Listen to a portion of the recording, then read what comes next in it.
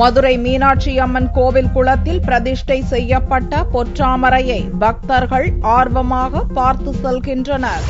மதுரை மீனாட்சி அம்மன் கோவில் பொற்றாமரை குளத்தில் சென்னை ஐஐடி குழுவினர் நிரந்தரமாக தண்ணீர் தேக்க நடவடிக்கை எடுத்தனர். மாவட்டம் முழுவதும் வறட்சி நிலவிய போதும் ஓராண்டாக மீனாட்சி குளத்தில் ஓரடிக்கு அதிகமாக தண்ணீர் தேங்கியிருந்தது. தற்போது மழை பெய்து வருவதால் பொற்றாமரை குளத்தின் நீர்மட்டம் 2 அடியாக உயர்ந்துள்ளது. இதனிடையே கோவில் நிர்வாகம் குளத்தின் மையத்தில் இருந்த பொற்றாமரையை புதுப்பித்துள்ளது.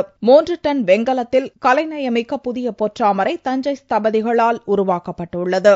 அதற்கு தங்க முலாம் பூச பொற்றாமரை பணி நிறைவுற்றது. இதையடுத்து தக்கார் கருமுத்து கண்ணன், இணை கமிஷனர் ஜெயராமன் முன்னிலையில் புதிய பொற்றாமரை புதன்கிழமையன்று குளத்தில் நிறுவப்பட்டது. ஜொலிக்கும் பொற்றாமரையை பக்தர்கள் ஆர்வமாக வந்து பார்த்து செல்கின்றனர்.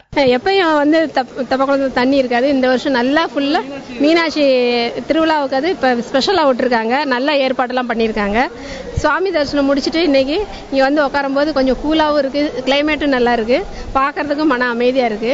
இந்த வருஷம் எந்த வருஷமும் இல்லாம இந்த வருஷம் நல்ல மழை பெஞ்சு ரொம்ப சந்தோஷமா இருக்கு எங்க மதுரை மக்களுக்கெல்லாம். பொற்றாமரை குளத்தில் வண்ண மீன்களை வளர்க்கவும் கோவில் நிர்வாகம் ஏற்பாடு செய்துள்ளது.